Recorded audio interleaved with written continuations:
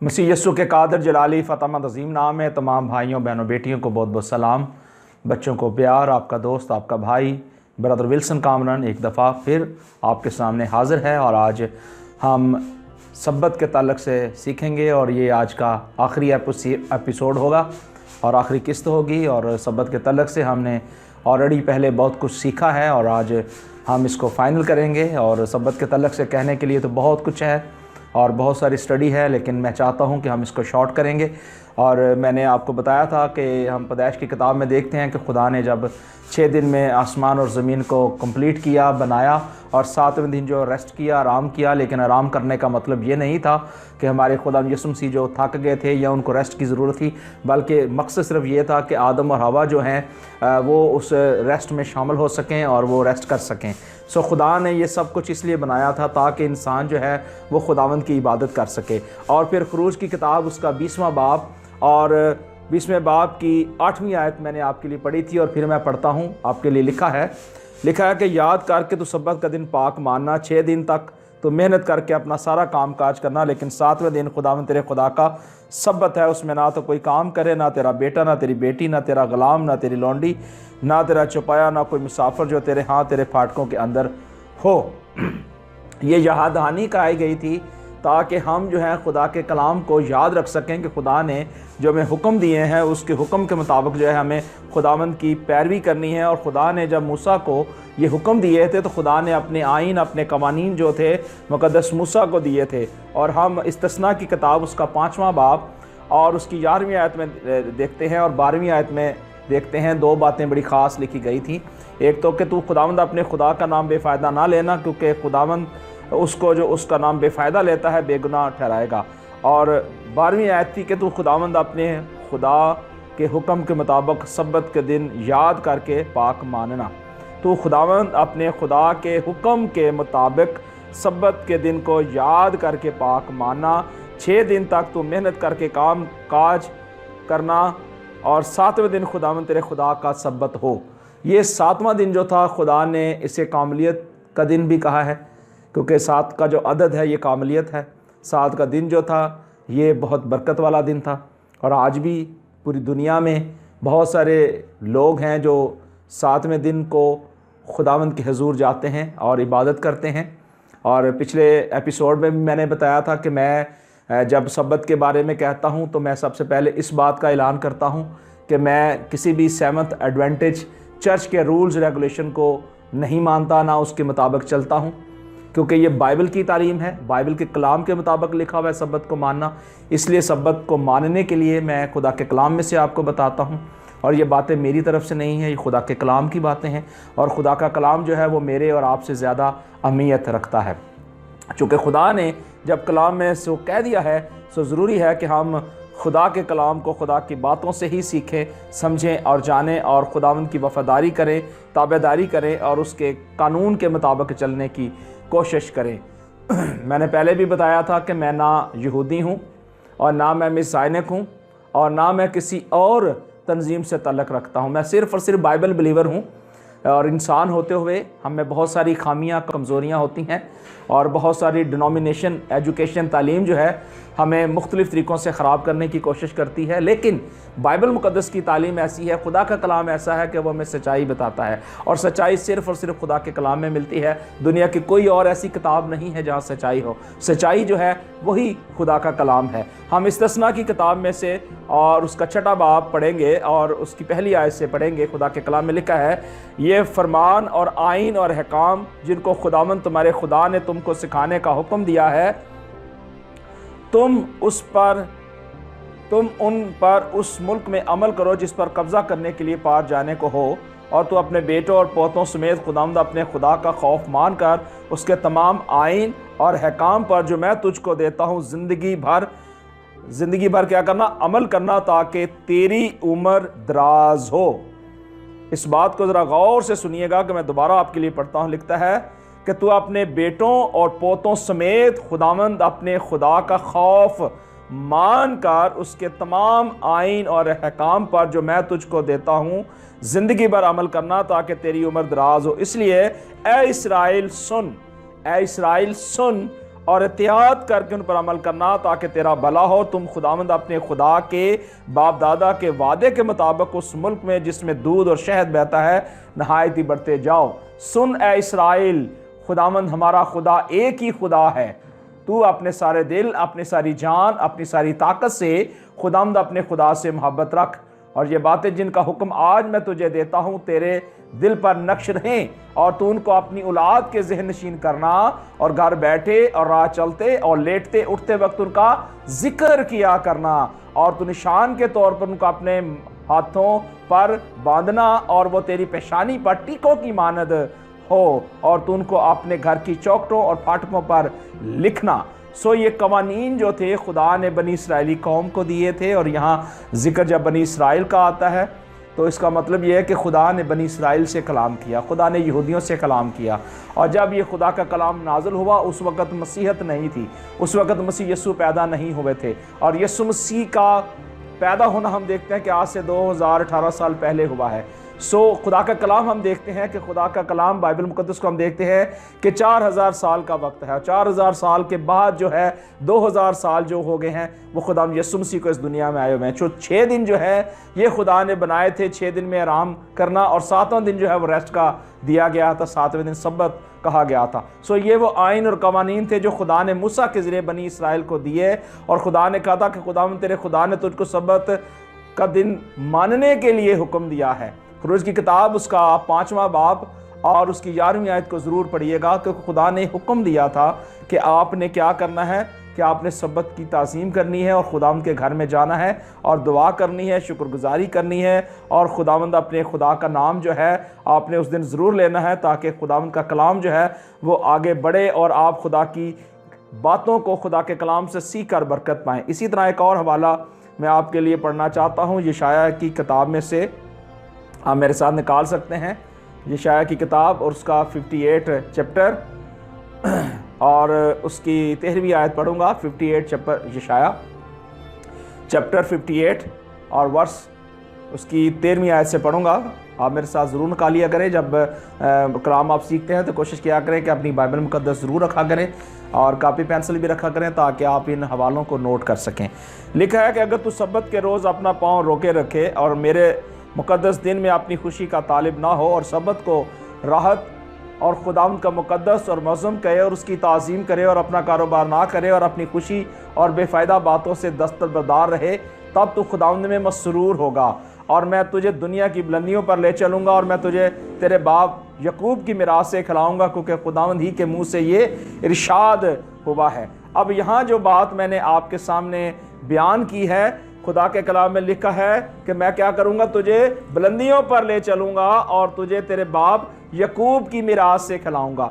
ये यकूब को खुदा ने इसराइल कहा था, और मैंने आपको इस्तिस्ना की किताब में से हवाला सुनाया था कि लिखा है कि सुन इसराइल, सुन इसराइल, खुदा ने मूसा से कहा, खुदा ने मूसा से कहा। जब खुदा मूसा से कहता है, जब खुदा बनी इसराइलियों से कहता है, तो खुदा हम मसीहियों से भी ऐसे ही कहता है। क्योंकि अगर हम खुदावंद यीशु मसीह को कबूल करते हैं, खुदावंद यीशु मसीह को अपना शख्सी निजात दहिंदा मानते हैं, तो फिर हमें खुदावंद के इन पॉइंटेड डे को भी मानने की ज़रूरत है, इस पर अमल करने की ज़रूरत है, क्योंकि ये दिन खुदावंद ने दिया है, ना कि इंसान ने दिया है। सो ज़रूरी है कि हम खुदा के कलाम को खुदा के हवाले से जानें, खुदा की तरतीब के हवाले से सीखें कि जो खुदा हमें सिखाना चाहता है। आज बहुत सारी डिनोमिनेशन जो है वो अपनी अपनी एजुकेशन, अपनी अपनी तालीमात को राइज करती हैं, लेकिन बाइबल का कानून जो है वो एक है। बाइबल मुकद्दस सब के लिए एक है, खुदावंद सब के लिए एक जैसा है, और ज़रूरी है कि हम खुदा के कलाम को पहले फोकस करें। और यहाँ लिखा है कि तू क्या करना, कि तू खुदावंद में मसरूर रहना, यानी उस दिन खुदावंद की इबादत करना, और खुदा तुझे क्या करेगा, दुनिया की बुलंदियों पर ले चलेगा, यानी तुझे बहुत बरकत देगा, और यकूब की मिरास से खिलाएगा, यानी तुझे बहुत मालो दौलत देगा। और क्योंकि ये खुदावंद के मुंह से इरशाद हुआ है, यानी ये खुदावंद खुदा ने ये अपने मुंह से इरशाद किया है, ताकि हम जो है इस बात को समझ सकें, जान सकें कि जो बात खुदा के मुंह से निकली है वो कभी भी बेतासीर वापस नहीं आती, बल्कि 100 का 100 गुना जो है वो फल लेकर आती है। इसी तरह एक और हवाला मैं आपके लिए पढ़ना चाहता हूँ, मत्ती की अंजील में से, और उसका 28वां बाब और उसकी पहली आयत से मैं आपके लिए पढ़ूंगा। खुदा के कलाम में लिखा है, और सब्बत के बाद हफ्ते के पहले दिन पाँव फटते वक्त मरियम मगदलीनी और दूसरी मरियम कब्र को देखने आई, और देखो एक बड़ा भूचाल आया, क्योंकि खुदावंद का फरिश्ता आसमान से उतरा और पास आकर पत्थर को लड़का दिया और उस पर बैठ गया।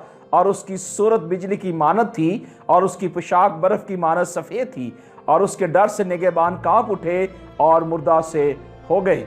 फरिश्ता ने औरत से कहा, तुम ना डरो, क्योंकि मैं जानता हूँ कि तुम यस्सु को ढूंढती हो, जो मसलूब हुआ था वो यहाँ नहीं है, क्योंकि अपने कहने के मुआफ़िक जी उठा है।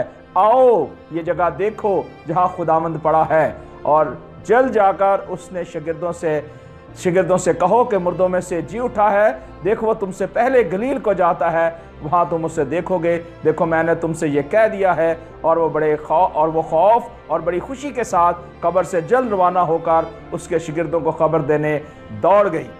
और देखो यीशु उनसे मिला और उनसे कहा सलाम। उन्होंने पास आकर उसके कदम पकड़े, उससे सजदा किया। इस पर यीशु ने उससे कहा, डरो नहीं, जाओ मेरे भाइयों को कहो कि गलील को जाएं, वहाँ मुझे देखें।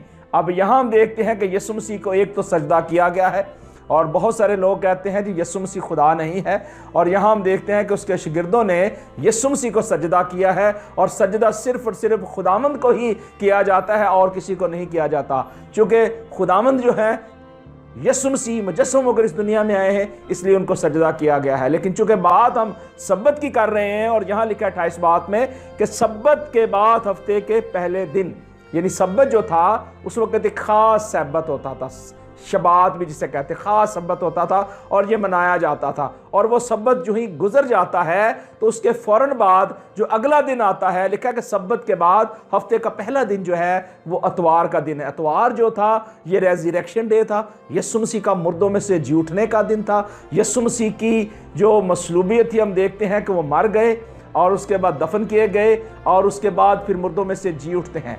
सो ये खुशखबरी का दिन था। ये बहुत ही समझ लें कि हमारी खुशियों के अंदर उसने इतना इजाफा कर दिया कि हमारा निजात दहिंदा जिसकी कब्र खाली है वो मुर्दों में से जी उठा है। और हम लूका की अंजील में उसके 24 बाद में भी हम इसी हवाले को दोबारा देखते हैं, और वहाँ भी लिखा हुआ है, सब्बत के दिन तो उन्होंने हुक्म के मुताबिक आराम किया, लेकिन हफ्ते के पहले दिन वह सुबह सवेरे ही उन्हें खुशबूदार चीज़ों को जो तैयारी की थी लेकर कब्र पर आईं।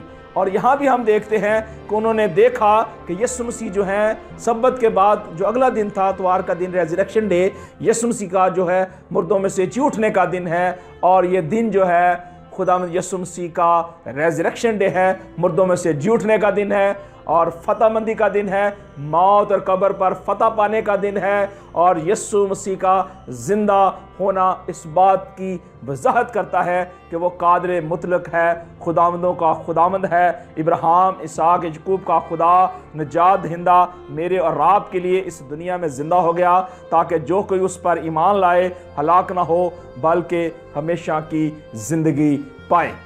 तो मेरे अजीज़ भाई और बहनों, सब्बत का दिन जो है वो सैटरडे का दिन है, 7वां दिन जो सैटरडे का दिन है। और सब्बत जो है वो हमेशा हफ्ते को मनाया जाता है। और मैंने आपको पिछले एपिसोड में बताया था कि सब्बत कब शुरू होता है। सब्बत जुम्मे की शाम जो ही सन डाउन होता है, जो ही सूरज गरूब होता है तो सब्बत शुरू हो जाता है, और जो ही सैटरडे का दिन शाम सूरज गरूब होता है तो सब्बत जो है वो ख़त्म हो जाता है। सो सब्बत का ताल्लुक जो है वो जुम्मे की शाम से हफ्ते की शाम तक है, और ये सब्बत का दिन था। और इतवार का दिन जो है, चूँकि ये रेज़रेक्शन डे है, इसे हम सब्बत का दिन नहीं कह सकते। आज बहुत सारी डिनोमिनेशन जो है वो सब्बत के दिन को कहती है जी इतवार का दिन जो है वो सब्बत का दिन इतवार का दिन है, जबकि ये रॉन्ग तालीम है, बिब्लिकल तालीम नहीं है, ये खुदा के कलाम के मुताबिक नहीं है। सो मेरी आपसे दरख्वास्त है कि अपनी सोचों को, अपने ख्यालों को बदलें, और सब्बत को जो है वो आप हफ्ते का दिन समझें, और इतवार का दिन जो है वो यीशु मसीह का मुर्दों में से जी उठना है,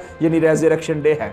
और यिर्मयाह ने एक बहुत ही प्यारी बात मेरे और आपके लिए बयान की खुदा के कलाम से, खुदा के कलाम से, और वो मैं आपके लिए पढ़ता हूँ खुदा के कलाम में से यिर्मयाह की किताब, और उसका 16वां बाब पढ़ूंगा और उसकी 11वीं आयत। लिखा है, तब तो उनसे कहना, खुदावंद फरमाता है, इसलिए कि तुम्हारे बाप दादा ने मुझे छोड़ दिया और गैर मबूदों के तालिब हुए और उनकी इबादत और परस्तश की और मुझे तर्क किया और मेरी शरीयत पर अमल नहीं किया। अब यहाँ यिर्मयाह जो है इस बात को वाज़िया कर रहा है कि वो हमारे आबाओ अजदाद, हमारे वो अजीज़ और वो हमारी डिनोमिनेशन तालीम जिसने खुदा के पॉइंटेड डे को तब्दील किया, यानी सब्बत का दिन हफ्ते का था, उन्होंने त्यौहार करार दे दिया। और यहाँ उस बात की वो निशानदही कर रहा है, वो कह रहा है कि तब उनसे कहना, खुदावंद फरमाता है कि तुम्हारे बाप दादा ने मुझे छोड़ दिया और गैर मबूदों के तालिब हुए और उनकी इबादत और परस्तश की और मुझे तर्क किया और मेरी शरीयत पर उन्होंने अमल नहीं किया। खुदा ने अपनी शरीयत में, अपने कवानीन में ये सारे हुक्म दिए थे कि हमें इनको मानना है। पिछले एपिसोड में मैंने आपको बताया था कि हुक्म मानना जो है वफादारी में आता है, हुक्म मानना वफादारी में, ताबेदारी में आता है, और ईमान जो लाना है वो अपने दिल से होता है। और ईमान लाने से खुदा यीशु मसीह का इकरार करके हमें निजात मिलती है। निजात पा लेने के बाद हमें तौबा करके बपतिस्मा लेने के बाद जो आगे वफादारी और ताबेदारी है, जो ओबीडिएंट है, वो हमें नज़र आती है। वफादारी ताबेदारी खुदावंद के हुक्म मानने से है। जब आप खुदावंद यीशु मसीह पर ईमान ला चुके हैं, निजात पा चुके हैं, तो आप पर फ़र्ज़ है कि आप खुदावंद के हुक्मों को भी अपनी ज़िंदगी में अहमियत दें और खुदावंद के हुक्मों को भी मानें। अब हुक्म मानने से आपकी निजात जो है वो ख़राब नहीं हो जाती, या आप उस निजात से निकल नहीं जाते। आपकी निजात खुदावंद यीशु मसीह पर ईमान लाने से बरकरार है। ये बात ज़हन में रखिएगा कि आपकी निजात खुदावंद यीशु मसीह पर ईमान लाने से है और वफादारी ताबेदारी जो है वो खुदावंद के हुक्म मानने से है। चूँकि खुदा ने अपने आइन, अपने कवानीन बनी इसराइली कौम को दिए थे ताकि लोग जो है इन आइन कवानीन की पाबंदी करें और खुदावंद के दिन को जो है वो माने। मैंने शाया का हवाला आपको दिया था, आप उसको दोबारा पढ़िएगा। और एक और हवाला मैं आपके लिए पढ़ना चाहता हूँ और यिर्मयाह की किताब और उसकी 19वीं आयत पढ़ता हूँ। खुदावंद मेरी कुव्वत और मेरा गढ़ और मुसीबत के दिन मेरी पनाहगाह, और दुनिया के किनारे से कौमें तेरे पास आकर कहेंगी कि फिल हकीकत हमारे बाप दादा ने महज झूठ की मिरास हासिल की, यानी बतलान और बेसू चीज़ें। क्या इंसान अपने लिए माबूद बनाए जो खुदा नहीं है? इसलिए देख, मैं इस मर्तबा उनको आगाह करूँगा कि मैं अपना हाथ और अपना ज़ोर उनको दिखाऊँगा और वो जानेंगे कि मेरा नाम यहोवा है। खुदावंद का नाम यहोवा है। हम मानते हैं वो यहोवा यरी है, यहोवा खुदा है, मुमकिनात का खुदावंद है।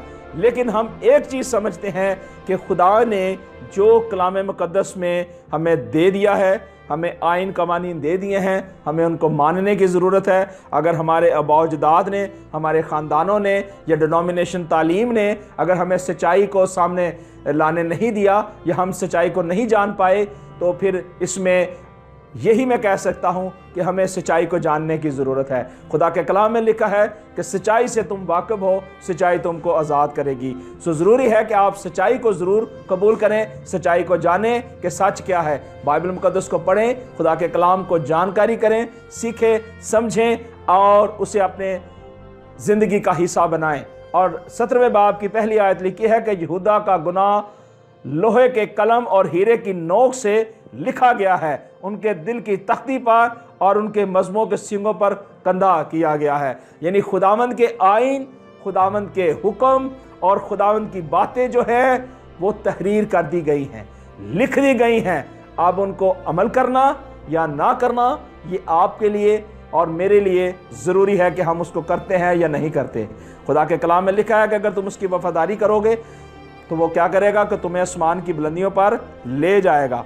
और अगर आप खुदावंद के कलाम की नाफरमानी करेंगे तो खुदा आपसे कभी खुश नहीं होगा। सो ज़रूरी है कि हम खुदा के कलाम को हम अहमियत दें, खुदा के कलाम को जानें, सीखें, समझें कि खुदा का कलाम क्या कहता है। लिखा है कि अगर तू सब्बत के रोज़ अपना पाँव रोके रखे और अपनी खुशी का तालिब ना हो।